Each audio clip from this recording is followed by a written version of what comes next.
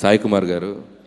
So Sai గారు నా first film Pataas అనే ఫిలింలో ఒక అద్భుతమైన పోలీస్ ఆఫీసర్ రోల్ చేశారు. సో మనం అప్కమింగ్లో కానీ మనం రైజింగ్లో ఉన్నప్పుడు కానీ మనం కష్టంలో ఉన్నప్పుడు కానీ మన పక్కన నిలబడే వాళ్ళు మనం ఎప్పుడు మర్చిపోకూడదు.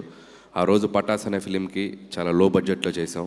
అప్పుడు సాయి కుమార్ గారు హ్యాపెనింగ్ యాక్టరు, సినిమాని నమ్మి నన్ను నమ్మి ఆయన నాకు సపోర్ట్ చేశారు. సో అందుకని సాయి కుమార్ గారికి ఎప్పుడు, ఎందుకంటే ఆ పటాస్ లేకపోతే నేను లేను. సో ఆ సినిమాకి పనిచేసిన ఎవరైనా సరే నాకు ఒక ఫ్యామిలీ లాగా.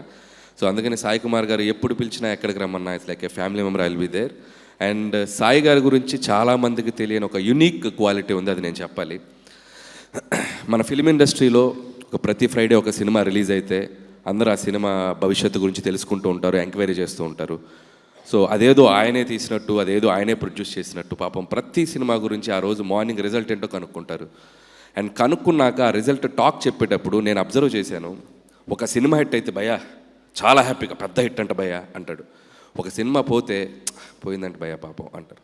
సో ఇది నేను చాలా రేర్గా చూశాను ఈ క్వాలిటీ. అంటే పక్క వాళ్ళ సినిమా ఆడితే తన సినిమాలాగా సంతోషపడతారు, పక్క వాళ్ళ సినిమా పోయినా అరే తన సినిమాలా బాధపడతారు. సో అలాంటి సాయి గారికి December 25th తన కొడుకు సినిమా టాక్ని ప్రౌడ్గా గర్వంగా హిట్ భయ్యా అని చెప్పుకునేలా ఉండాలని మనస్ఫూర్తిగా కోరుకుంటున్నాను.